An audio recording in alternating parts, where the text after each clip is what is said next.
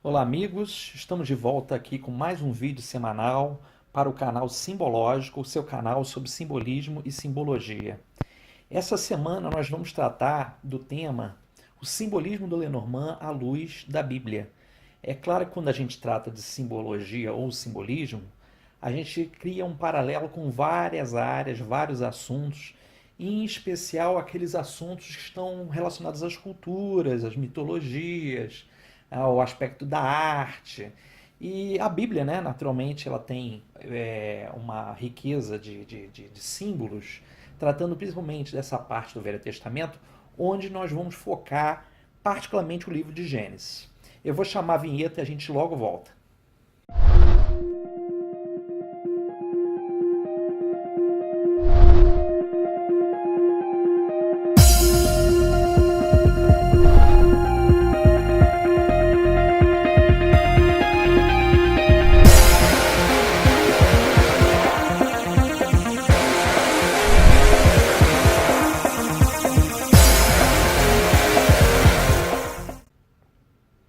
Então, quando a gente fala da Bíblia, a gente fala exatamente do Velho e do Novo Testamento como livros que estão divididos por temas. E, em especial, o livro de Gênesis é o livro que trata da cosmogonia, ou da parte da origem do universo, a origem das coisas, né? Vamos colocar dessa forma. Então, eu sou um pesquisador, estou sempre fazendo uma relação, né? Uma conexão de um assunto com o outro, sem, no entanto, eu me ater ao caráter religioso, porque eu lanço sempre o olhar nas coisas, seja o aspecto histórico, seja o aspecto filosófico, seja o aspecto artístico, né? Sempre com o intuito de captar a essência, né? O que está nas entrelinhas, o sentido, o significado, o enredo, né? Que existe ali, na verdade, um propósito, existe, na verdade, uma intenção. Então, o livro de Gênesis é um livro que tem, eu considero, um livro poético, porque, claro, que a construção, a forma que ali é narrada, né, a origem das coisas, a gente não deve levar ao pé da letra, né? Naturalmente, aquela história do Caim, do Abel, e de repente surgem todos os seres humanos, são tribos, né? Tem toda uma simbologia por trás disso aí. Bom, quando a gente pega então o livro de Gênesis, a gente pega logo na primeira passagem, né, a seguinte frase: no princípio criou Deus os céus e a terra. E a terra era sem forma e vazia, e havia trevas sobre a face do abismo. E o Espírito de Deus se movia sobre a face das águas. Aqui é interessante porque se a gente pega, por exemplo, o sentido de trevas, né, eu coloco muito a ideia aqui das nuvens como uma coisa que você não consegue ver o céu, você também não consegue ver a terra, a nuvem como um nevoeiro, como uma espécie de fog, né, de neblina, ela cobre, né, ela deixa as pessoas cegas. Então, nós temos o primeiro simbolismo aqui, à luz dessa passagem, para tratar exatamente dessa coisa do obscuro, das trevas. E aí fala sobre exatamente, né, que o Espírito de Deus ele estava sobre as faces das águas. Aqui a água não tem ainda um sentido de propósito de falar de rio, de mar, né, de cachoeira, de lago, nada disso, né? Dá mais uma ideia assim do etéreo, né? E aí disse Deus, haja luz e houve luz.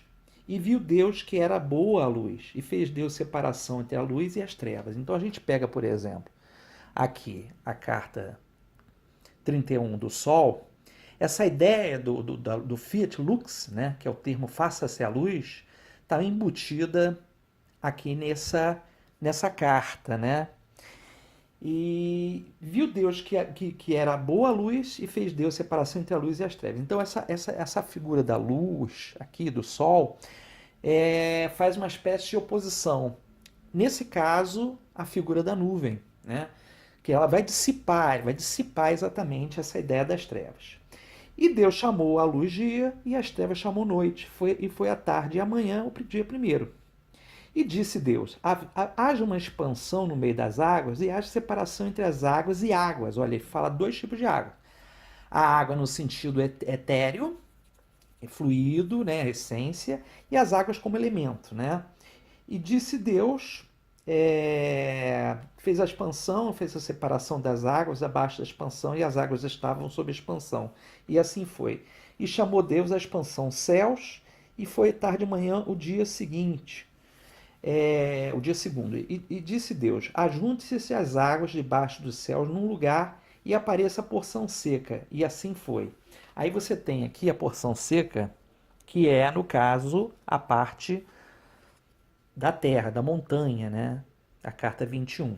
E as águas, eu peguei aqui o navio, né? Eu não botei os peixes porque os peixes estão relacionados diretamente à ideia do animal, né? Que a gente vai tratar mais na frente. Então essa ideia da porção seca, que é chamada terra, e a porção das águas, né? Foram as águas de cima e as águas de baixo, que isso é descrito na Bíblia, né? As águas que na verdade eles tratam como chuva, como uma parte etérea, como vapor e tal, e as águas como um elemento em si, né? Aí colocado da seguinte forma: chamou Deus a porção seca terra, e o ajuntamento das águas chamou mares, e viu Deus que era bom. Nesse caso, a gente então tem a figura do navio e a figura da montanha. E disse Deus: produz a terra erva verde, erva que dê semente, árvore frutífera que dê fruto, segundo a sua espécie, cuja semente esteja nela sobre a terra. E assim foi. Aí nós temos a figura da árvore, né? Como a carta 5. E nós temos a figura também das flores, né? Nesse caso aqui, né? Então nós temos a simbologia da vegetação surgida, né? E a terra produz erva, erva dando semente, conforme a sua espécie, árvore frutífera, cuja semente está conforme a sua espécie. E viu Deus que era bom. E foi a tarde e amanhã, o dia terceiro. E disse Deus: haja luminares na expansão dos céus, para haver separação entre o dia e a noite. E sejam eles sinais, e para tempos determinados, e para dias e anos.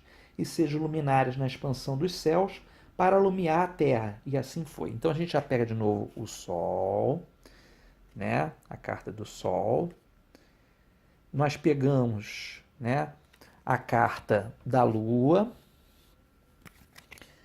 como também uma representação do luminar menor, né? E nós pegamos aqui as estrelas, né? Então nós temos aqui os componentes celestes. E fez Deus os dois grandes luminares, o luminar maior para governar o dia, que no caso é o Sol, e o luminar menor para governar a noite, no caso a Lua, e fez as estrelas.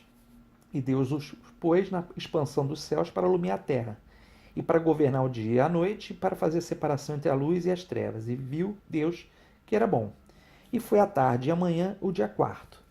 E disse Deus: produz as águas abundantemente répteis de alma vivente, e voa as aves sobre a face da expansão dos céus. E Deus criou as grandes baleias e todo réptil de alma vivente, que as águas abundantemente produziram conforme as suas espécies.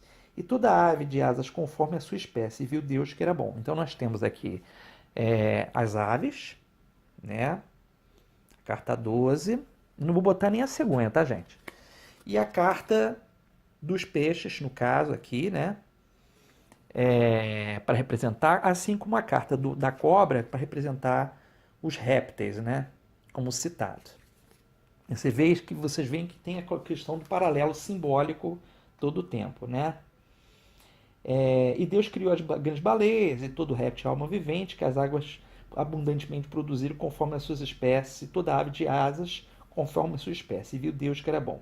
E Deus o abençoou, dizendo: frutificai e multiplicai-vos, e enchei as águas dos mares, e as aves se multipliquem na terra. E foi a tarde e amanhã, o dia quinto. E disse Deus: produz a terra alma vivente conforme a sua espécie, gado e répteis, as bestas feras da terra conforme a sua espécie. E assim foi. Aí você tem os animais, como por exemplo o urso, né, como animal selvagem, a raposa, que é um animal selvagem intermediário. O urso é mais bruto, né, mais agressivo nesse ponto, né? A raposa intermediária. E por último nós temos o cão, que é o animal mais doméstico. Então nós temos 3 camadas de animais, conforme aqui descrito, né? E fez Deus as bestas feras da terra, conforme a sua espécie, e o gado conforme a sua espécie, e todo réptil da terra, conforme a sua espécie. E viu Deus que era bom. E disse Deus: façamos o homem à nossa imagem, conforme a nossa semelhança, e domine sobre os peixes do mar, e sobre as aves do céu, e sobre o gado, e sobre a terra, e sobre todo réptil que se mova sobre a terra. Aí nós temos a criação do homem, né? No caso, a figura da carta 28 como criação, né? Criou Deus o homem, a sua imagem, a imagem de Deus o criou, macho e fêmea os criou. Então aqui nós temos a figura representativa simbolicamente de Eva, né? Aqui relacionados, né? E Deus os abençoou e Deus lhe disse: frutificai e multiplicai-vos, enchei a terra e sujeitai, e dominai sobre os peixes do mar, sobre as aves do céu e sobre todo animal que se move sobre a terra. E aí nós temos aqui uma coisa bem interessante, tá? Que ele fecha esse sexto dia, sendo que no simbolismo cristão, mosaico, né? Nós temos então a ideia do homem e o descanso logo depois de Deus. Aí nós temos a concepção do paraíso, né? O Éden, a gente tem o Éden na figura do quê? Na figura do jardim, né? A carta 20. Nós temos a árvore do fruto proibido, que é a carta 5, né? E também aqui a figura das flores, para representar a beleza, né? Eu coloco aqui também, como simbologia, a ideia original do ser humano nesse estado integrado à natureza. Eu coloco aqui o lírio e a criança. Então, é como simbolicamente esses dois personagens, Adão e Eva, estivessem na posição da criança e do lírio, né? Puros, ignorantes de si mesmos, né? Desconhecendo todo qualquer risco, qualquer tipo de perigo ou mácula, né? Em relação à natureza humana, né? Então nós temos aqui. E esse estado que se encontra o homem e a mulher, né? No simbolismo bíblico, nós temos uma aliança, né? A gente vai ver esse símbolo da aliança se repetindo quando ocorre o dilúvio, né?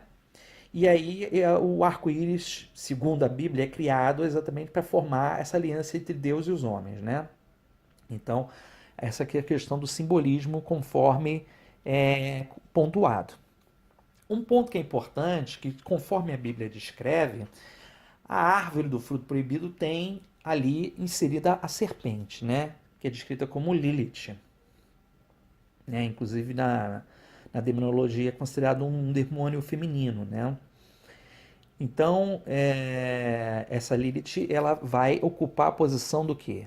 Da árvore do fruto. Deus proíbe o ser humano tomar o fruto dessa árvore, né? Comê-lo, né? Nem chegar perto. Então, essa é a árvore do conhecimento. E a figura da serpente, ela faz um papel o quê? Ela faz um papel iniciático. Ela introduz, né, o personagem Adão e o personagem Eva no conhecimento, né? Eles trazem a questão do mundo, né? Do lado mundano, por isso que a palavra mundano, né? A questão do vulgar do mundo, né? O que é, né? A realidade, não é aquela coisa santificada, aquela coisa sacra, aquela coisa divinizada conforme poderia se conceber. E aí no momento que Eva ela toma da árvore do fruto proibido, né? Por tentação da serpente que fica ali atazanando, segundo o simbolismo, ela também dá a fruta, a maçã no caso, a Adão. Então eles caem, como a serpente é um animal rastejante, vive com a barriga na terra, né? Eles caem nesse processo de realidade e ficam envergonhados dos seus próprios corpos, procurando, segundo a simbologia, uma folha de parreira para cobrir as partes íntimas, né? Então tem todo um fator interessante, porque essa criança, esse lírio, são corrompidos, né? São corrompidos pela serpente de acordo com o simbolismo, né? Então o estado de ignorância é abandonado, se conhece a malícia, né? Se conhece a questão do sexo, a questão do poder, a questão da ganância, a questão dos vícios, né? Do ser humano. Também se conhece a vida, né? Se entende a vida. E Deus, muito chateado com essa história, né? Manda um anjo que os expulsa do Éden, né? O simbolismo do chicote aqui, que é a carta 11, e a foice, que é a carta 10, que é o corte. No simbolismo, como eles estivessem realmente cortados, eles estivessem abandonados à própria sorte, né? Em função dessa ruptura. Tá? Então é interessante pensar, a gente ter realmente uma visão holística, uma visão ampla dessa realidade simbólica, não vendo as cartas apenas pela sua linha, vamos dizer assim, mais literal, né? Mas procurar também sempre um sentido novo, sempre um significado novo para a gente desdobrar conhecimento a partir dessas imagens, tá certo? Então, essa foi a apresentação da semana. Uma dica aí como a gente pode fazer associações a partir do baralho, né? Não só do Lenormand, do próprio tarô, sibilas, né? Para a gente poder encontrar outros sentidos. O símbolo se desliza em várias plataformas. Eu agradeço a atenção de vocês, eu vou ficando por aqui. Eu volto semana que vem. Peço que, se vocês gostaram desse vídeo, compartilhem, divulguem, curtam o canal, tá certo? E eu vou ficando por aqui. Um forte abraço para vocês. Até mais.